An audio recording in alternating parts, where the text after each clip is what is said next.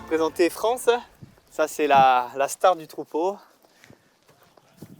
Allez, France. Alors là, ça, c'est Nils, un bœuf de 4 ans, au milieu des... Ouh. Et Ilka. Bon, on voit que c'est pas méchant. Ouais. Là, voilà, la belle France. Ah. France, elle nous a fait son petit pot la semaine dernière. Ilka, tu t'arrêtes. Là, ça suffit. Ilka, elle veut nous protéger, nous. Ouais, Et puis, elle est un peu jalouse. Elle fait son boulot, Elle c'est fait son boulot de normal. vous protéger, aussi vous. Ouais. Elle protège l'humain. Ouais. Parce Mais que avec France, il n'y a pas de problème. quand même, quand on les approche pour la première fois, Elles sont braves. Hein. elles sont braves, mais il y a des cornes. Hein. Ah oui. Oh la vache, les aubracs, ça rigole pas. Et hein. la corne, pour moi, c'est un outil indispensable sur la vache. Elles se grattent, elles se défendent, elles font passer les messages. Vraiment, c'est très, très important. Ouais. Alors, j'ai un troupeau pas du tout craintif de l'homme. Oui, Donc, le seul souci qu'il pourrait y avoir avec les cornes, c'est si jamais elles venaient à se chahuter entre elles. c'est ça. Il faut être prudent. Et toi, à pas tu te être au milieu. retrouves là un peu coincé, un peu au milieu. Mais elles savent que c'est moi le patron, le dominant. Et donc, du coup, il n'y a pas de souci. Et je veille sur vous, bien sûr. Ton amour des aubracs remonte à... Eh bien, moi, c'est pas si... Moi, j'ai toujours, depuis que je suis né, j'ai passé toutes mes vacances ici. Sur la C'est un ferme domaine familiale, ouais. exactement. Et il y a toujours eu des aubracs. Donc, ça m'a toujours bercé. Ensuite, donc c'est moi qui ai créé mon troupeau d'aubracs. Et du coup, ici, on est dans un des berceaux de l'aubrac. On n'est pas sur l'aubrac, on est sur le Larzac. Oui. Mais on est au cœur du berceau de l'aubrac où il y a énormément de troupeaux aubrac et de races aubrac. Et quand je me suis installé, je me suis dit, on a cette race aubrac qui est exceptionnelle, qui fait une viande d'exception, parce que moi, mon objectif, c'est de faire bien sûr une viande qui me fasse vibrer. De la gastronomie, c'est ça qui est important pour moi. Je me suis dit, Ta pourquoi aller signature, chercher c'est vin et bovin. Hein. Exactement, ouais. Vin et bovin du Larzac. Donc tu cherches, donc c'est le goût, c'est par le goût en fin de compte que tu t'es intéressé à l'aubrac, enfin, qui était déjà dans ton environnement, et par la qualité de cette viande.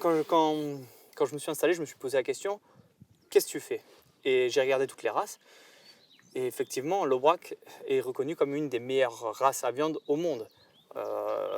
Je dirais pas là, après c'est très subjectif. Le bœuf de Galice, le bœuf de Kobe,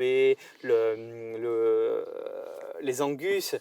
Mais quand même, l'aubrac ressort parmi toutes ces races comme une des viandes les plus goûteuses, avec son goût de noisette. Et moi, j'essaye d'aller chercher le persillé, pas la chose la plus simple sur l'aubrac. Mais moi, l'objectif, c'est de faire une viande persillée. Donc persillé avec un niveau de gras relativement élevé, naturel. Ouais. Donc il faut faire un engraissement très long. Très long. Après, je les élève les bœufs jusqu'à 5 ans. Ça, c'est pour le goût, pour la texture aussi, pour le grain de la viande.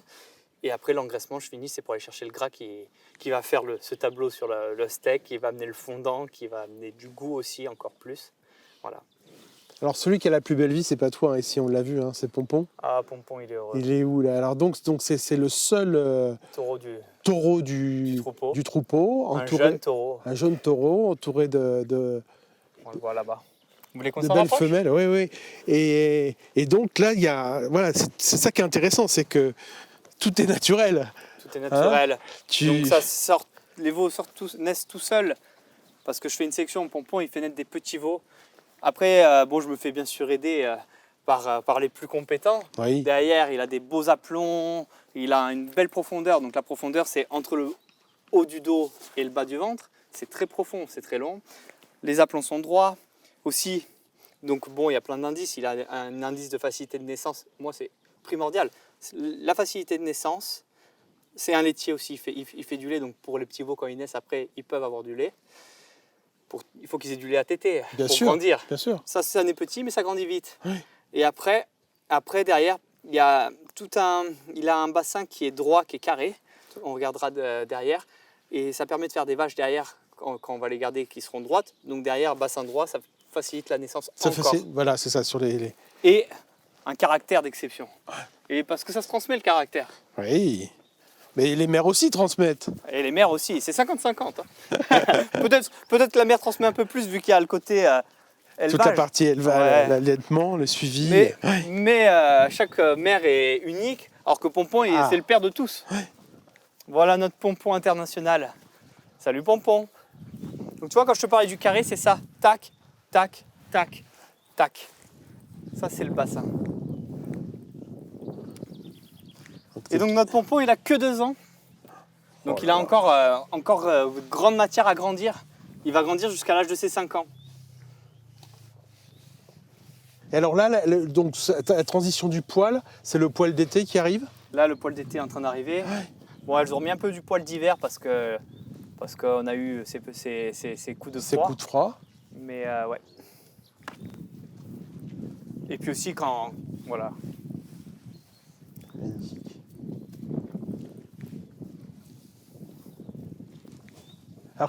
Alors si vous voulez, je peux vous présenter les bœufs et le renouvellement qui sont là-bas. Allez, on va aller faire un tour avec les bœufs. Qui sont jamais très loin du troupeau. C'est leur mère. Donc voilà, là c'est les bœufs et les génisses de 1 an qu'on garde, qui vont faire donc les futures vaches et les futurs bœufs que je vais amener jusqu'à 5 ans. 5 ans, c'est long, hein, 5 ans. Disons, 5 ans, c'est sacré extrêmement pari. long, Hein. ça fait du monde, mais c'est le pari de la gastronomie. Là, les vignerons se plaignent souvent de pousser jusqu'à 24 mois d'élevage. Là, C'est affreux, mais c'est tellement passionnant. Alors justement, le lien avec les vins qui m'intéresse, parce que ton parcours est un peu extraordinaire. Qu'est-ce qui, pour toi, se retrouve en commun avec tes élevages d'Aubrac et ton élevage de vin? L'agenda est extrêmement cohérent entre les vaches. Et les pics de travail ne sont exactement pas les mêmes. Donc ça c'est bien. Ça se fond vachement bien sur l'année. Ça, c'est super. Et après, moi, je m'amuse à lier les deux. Donc, je mets le fumier de mes vaches dans les vignes que je fais à base de copeaux de buis. Et ensuite, quand, par exemple, le marc du rosé, je le donne aux vaches. Oui. C'est une source d'alimentation. Bon, après, il faut en amener un peu à la distillerie. Donc, on ne donne pas tout. Mais on essaye de faire un lien entre tout ça. Chercher la complémentarité. C'est ça. Et puis bon, le vin, la vinification se fait au cœur de la ferme qui est entourée des vaches. Et de mai à décembre, ils sont là sur 700 hectares. Tout à fait. Voilà, tu les déplaces. C'est ça. Et donc ils vont manger cette herbe qui est pas en abondance, mais qui est tellement riche et tellement bonne. Après, elles vont manger les glands à l'automne, elles vont manger un peu de thym.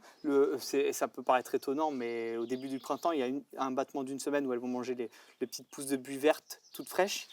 Et elles se font leur équilibre toutes seules. Elles savent ce qui est bon pour elles et ce qui ne l'est pas. Et j'ai fait des analyses coprologiques. Et je ne les traite absolument pas mon troupeau. Mais il n'y a pas d'antibiotiques qui traînent. Il n'y a rien du tout, mais elles n'ont aucun ver ni aucun parasite parce qu'elles trouvent tout ce qu'il faut pour se réguler. Pas fantastique? Ben oui, mais on s'en doutait un peu. et alors, les vignes ne sont pas là, on va aller les voir, mais tu élèves le vin là, tu as une cave qui est en cours. Et même la vinification se fait ici déjà. Et la vinification... Donc, une vendange manuelle, et après on remonte en caisse le raisin ici. On va aller voir le chai d'élevage. Le chai d'élevage. Donc la magie de Ferrussac, c'est toutes ces voûtes qui sont du 15, 16e. Combien de pièces? Quand je dis pièces, ça peut être des anciennes... Enfin, il y a ces pièces voûtées, là, il y en a combien dans toute la... Énormément. Je me suis jamais amusé à les compter, tellement, mais il y en a partout. C'est vraiment le modèle de la ferme, c'est la voûte. Parce qu'il y a les étables, il y a les anciens écuries. Le pigeonnier. Je vais te montrer le pigeonnier. C'est un lieu qui est juste là, qui est assez atypique. Et dans la famille depuis Depuis 70 ans. Qui n'avait jamais été exploité. Et... Donc ferme historiquement rattachée à Saint-Guilhem. C'est ça, exactement. C'était le grenier à grains de Saint-Guilhem. C'était la ferme de Saint-Guilhem-le-Désert. Parce que là aujourd'hui, c'est la commune de Lavacry. Mais ancestralement, comme le dit bien le nom du village, c'est Lavacry et Saint-Martin-de-Castries. Donc nous, on était Saint-Martin-de-Castries. À Ferrussac, c'était Saint-Martin-de-Castries. Avec la ferme qui est à côté, Saint-Martin-d'Azirou, ça faisait une commune. Et par faute de manque d'habitants, ils ont rattaché il y a 200 ans. Une commune, il y a combien d'habitants Sur les deux aujourd'hui, sur Saint-Martin-de-Castries. Sur Ferrussac, sur Ferrussac, nous sommes aujourd'hui 11 habitants. Et sur Saint-Martin de Castries, peut-être 4 habitants. Mais à la base, nous sommes plus reliés à Saint-Guilhem-le-Désert que de l'autre côté. Donc le pigeonnier, tu vas voir comme c'est charmant. Bon, on est en travaux. Hop. Tac. Un lieu que je souhaiterais mettre en valeur avec le temps. Tu vois. Ah oui. Regarde les qualités des voûtes. Tu sens la qualité de la pierre? Ah, c'est incroyable, mais là, c'est des bijoux. Hein. C'est des bijoux. Ça, On a l'impression d'être dans une abbaye par moment. C'est du 15e, ça. C'est des voûtes du 15e. Et le pigeonnier qui est là, qui n'attend plus que la restauration. Tout à fait. Mais bon, j'ai 29 ans, donc tout est parti dans la restauration, mais de qualité, donc il faut du temps. Et il me faut garder des projets pour l'avenir aussi. Je pense que tu as de quoi faire.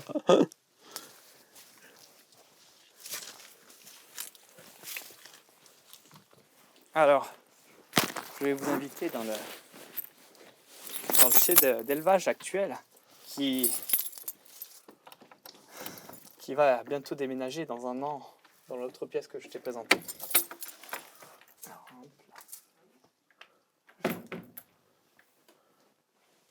je spot un peu.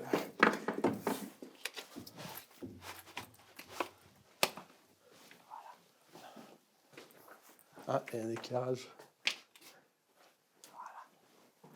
Bienvenue. Donc là, c'est la cuvée du Nègre Bœuf que tu as dégusté. Que j'ai dégusté en terrasse du Larzac. Exactement. Donc, qui passe 1 an dans ces barriques.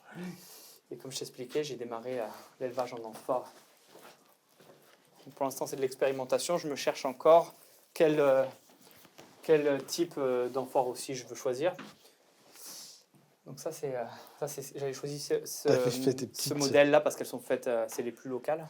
Elles viennent d'où? Elles sont faites à Castelnaudary. À Castelnaudary, où on les a déjà croisées dans quelques caves. Et l'idée des amphores, c'était la Syrah étant un cépage réducteur, toujours à la recherche de créer un équilibre dans mes vins. Une micro-oxygénation un Exactement. petit peu plus Alors marquée. celles-là sont à mon goût un peu trop oxydatrices. Oui. Donc je vais essayer de... Ce sont des réglages, hein. C'est très, très, très, très pointu. Et surtout, c'est très vivant comme matière. Ouais. Mais alors, encore une fois, un lieu, magnifique petite cave. C'était une cave? C'était un cellier? Non. Ici, je pense que c'était le garde-manger de la ferme. Le garde-manger. Quand on voit l'état sanitaire des voûtes, sans salpêtre, sans rien, étant donné qu'on est dans une ferme, donc salpêtre est chose commune. Oui. Et là, elles sont nickel de chez nickel, ces voûtes.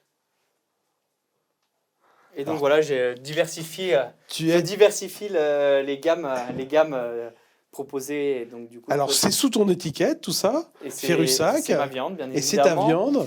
Préparée par Isabelle. C'est fait de manière très, très artisanale. C'est un atelier qui est de l'autre côté du circuit de Navacelle, aussi perdu qu'ici. Et on arrive et ils sont 3-4 à y travailler et ils préparent des conserves, bien sûr respectant toutes les normes. Blanquette de veau, veau maringot, c'est génial. Carbonate de bœuf de l'Aubrac, bien évidemment. Donc tout ça met en avant tous mes produits. Tous tes produits. Et qui permet de proposer aux amateurs de viande toute l'année d'avoir des produits. Et donc tu reçois quand même un petit peu ici, ce rendez-vous, j'imagine, parce Tout à fait. Oui. Ben c'est un beau voyage. Et donc du coup, on est en train d'essayer de développer le no-tourisme avec l'arrivée dans l'équipe de Gabin, qui est chef.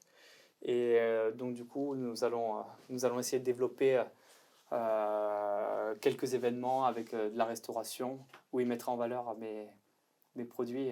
Sur place? Sur place. Ah, oui. C'est l'objectif. Donc ça sera quoi, un peu comme une table d'hôte, non? Ce sera vraiment de l'événementiel. Ce sera vraiment, enfin, ce sera pas quelque chose de régulier. Voilà, vous annoncerez que pendant une soirée exceptionnelle, exactement. On pourra... Donc moi, je le faisais déjà tous les ans, un événement qui s'appelait le Bœuf en fête, où je faisais tourner une cuisse de bœuf à la broche avec différents convives. Et donc, peut-être qu'on va réitérer plusieurs fois dans l'été pour pouvoir vous accueillir et vous faire découvrir tous ces produits. Voilà, le bœuf, la viande, essayer de le mettre en valeur le mieux possible pour égayer les papilles. C'est plein d'authenticité en tout cas. C'est des beaux projets. Tout ça, ça avance. On va juste jeter un coup d'œil à la nouvelle cave. Avec plaisir. Qu'on imagine un petit peu quand même. Tu vas sortir. Parce que ça veut dire aussi que le vignoble s'étend un peu. Tu as un peu plus de vin qui arrive. Énormément, ouais. Ça a été un pari, donc c'était les vignes de mon grand-père, de mon grand-oncle Jacques, parce qu'on est issu des vieilles familles vigneronnes de Poujols. C'est-à-dire que j'ai replanté là. Donc Poujols, pour qu'on ait une idée, on a combien de kilomètres de Poujols? On est à 15 km à vol d'oiseau, même peut-être un peu moins, mais en voiture on a bien 20 km. C'est ça. Une petite demi-heure de route. Voilà, ça Ça serpente. fait la coupure, Voilà, une route magnifique. On descend du Causse. À travers les forêts. Et on arrive à Poujols, qui est dans la vallée de Piguerolles d'Escalette, qui commence à être assez connu. Oui. Et sur ces flancs de montagne. Voilà. Donc c'était les vignes familiales, voilà, qui étaient sur ce territoire-là. Donc j'ai replanté il y a 2 ans une vigne que cultivait déjà mon arrière-grand-père en vigne. Alors bon, que d'émotions. Et puis bon, c'était une vigne que je pensais que ce serait la plus belle vigne que je planterais de ma vie. Un penchant, un travers comme ça. Et puis les années passent et plus ça va, plus je pars dans des projets, dans les pentes. Moi c'est ça qui me fait vibrer, c'est vraiment la culture de la vigne dans les pentes, dans les travers, pas à la recherche de me faciliter la vie. Oui, mais objectif. On sent que tu aimes bien te compliquer, pas de compliquer, mais avoir des objectifs très hauts. Oui, c'est très très bien. Cette salle-là, moi je la trouve assez incroyable. Donc voilà, ça sera les travaux pour l'an prochain. On a commencé à... On fait pas attention au bordel, voilà. C'est les travaux, c'est normal. Donc là, c'était l'ancienne étable où ils y élevaient les bœufs. Donc comme quoi il y avait déjà une culture de bœuf à Ferrussac. Oui, avec un sol magnifique. Ah oui, un magnifique dallage, oui. Et donc là, ça sera l'élevage. Avec les barriques, les amphores, sûrement, parce que bon, les blancs ne sont pas encore en production, mais sûrement de l'élevage en amphore pour les blancs aussi. Oui. Et donc ça se passera ici. Donc là, on est sous une voûte semi-enterrée. Le niveau de la terre ici, on peut le voir, est ici. Donc on est enterré de peut-être 1m30, 1m40. Oui. Donc pour l'humidité, on est vraiment dans la terre, on est vraiment dans la roche. Donc il y a une belle humidité, une belle température. C'est des conditions idéales pour l'élevage. Pour l'élevage, je parle bien sûr des vins. Des vins. Non, tu vas pas faire rentrer tes bovins ici. Voilà. Si, tu vas en faire, mais tu vas pas les faire rentrer. Voilà. Bon, un beau chantier, donc là, à peu près, tu te fixes quoi, l'année prochaine? Oui, je souhaite pouvoir le mettre en place l'année prochaine. T'as une baguette magique? Beaucoup d'énergie. Et puis bon, on fait beaucoup de choses nous-mêmes. Oui. Bien sûr, on fait beaucoup de choses nous-mêmes. Je m'entoure de chaque fois de personnes compétentes et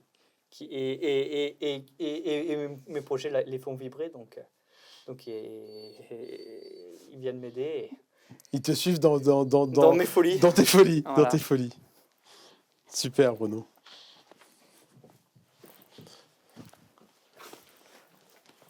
Allez, je vais te présenter le chai de vinification. Donc là, tu l'auras compris, c'est le chantier. On met en bouteille la semaine prochaine. On a fait le revêtement de la nouvelle cave cette semaine. Donc, pardonnez-moi. Ben non, mais c'est chantier. C'est vivant. Mais c'est normal, une jeune entreprise comme ça. Et alors, une question un petit peu économique. L'élevage d'Aubrac, c'est rentable. Le vin, je sais moi un petit peu comment c'est. 9 hectares, il va falloir que tu... 6 hectares. 6 hectares. Il va falloir m'asseoir petit à petit. Voilà. Donc c'était un pari. Et l'élevage, c'est ça qui porte depuis le début économiquement mon entreprise. Parce que c'est quelque chose... Tu réussis à valoriser. C'est une viande qui se valorise. Et puis on a quelques aides, agricoles qui aident. Plus la valorisation en vente directe qui est très intéressante. Et donc, du coup, ça permet de m'aider à porter. Et puis, bon, je travaille énormément et ça me permet de développer le vignoble, de développer le domaine. Et, 2 euros gagnés, 1 euro réinvesti d'investissement et puis 1 euro pour payer les charges. Voilà. Puis moi c'est pas besoin de loisir, c'est ça mon loisir. Quand je t'ai demandé est-ce que tu peux venir le week-end, tu m'as même pas dit mais quel week-end quoi. Non. Tu y es H24. Donc ça c'est la prochaine cave. Tout à fait. Donc là l'électricité est en train d'être terminée avec une tentative de mise en valeur des murs. On essaie de ressortir les pierres. Et voilà, dans des éléments naturels, donc le bois et la pierre et la chaux. Il y a juste à amener l'électricité, l'eau. C'est ça. Et mettre en valeur C'est très sain. C'est marrant, on rentre dans des très vieux bâtiments, de la très vieille pierre du bois, et il n'y a pas d'odeur, il n'y a pas de. On sent vraiment que c'est. C'est bien ventilé. Que c'est très bien ventilé, oui. Et donc, du coup, vinifier ici, la typicité, c'est qu'on est à 625 mètres d'altitude. Quand on arrive en septembre, il commence à y avoir les redoux déjà, ici. Et donc, du coup, on a des fraîcheurs de nuit très intéressantes qui permettent de baisser les températures des vins. Naturellement. Et donc, du coup, ça permet, bien sûr, comme on le sait, de conserver le fruit. Donc, tu ne vas pas nous mettre du photovoltaïque sur tes toits pour faire des frigories. Hors de question. Ici, tout est... C'est une petite blague parce que tu me disais qu'un peu, c'est vrai que le Larzac, on est en train un peu de le défigurer quand même aujourd'hui. Ouais. Hein. Et toi, je veux pouvoir donner à cette vieille ferme, pouvoir la restaurer, lui donner tout son potentiel d'authenticité. Et ça passe par la pierre et ces matériaux naturels. Donc moi, je veux que quand j'arrive, me dire waouh, comme les anciens, c'était la pierre, c'était la beauté des paysages. Bien sûr. Le côté naturel, essayer de préserver le côté naturel. Et vous êtes sacrément servi au niveau beauté du paysage. Là, oui. Oui, on a de la chance. Impressionnant. Mais je ne pensais pas un jour aller aussi loin du bas des terrasses jusqu'ici pour rencontrer... Tu es le plus haut, non? Tu es le plus isolé des vignerons de la bande des terrasses? Oui. Après, il y en a quelques-uns un peu isolés dans la vallée de Buège. Ouais. Après, j'ai les copains à la Vacquerie qui sont pas très loin, à 4 km. Il y a Alain Cojol, Domaine Cojol Gazé, qui fait des vins excellents. Il y a Massobuy qui est juste qui a plus sa réputation à faire, et ainsi que le Clos Maya. Donc oui, je suis très isolé parce qu'il faut arpenter cette petite route, mais quand même, il y a les copains pas loin. Tu fais une sacrée recrue pour les terrasses, en tout cas. Félicitations, Renaud. Merci Antoine.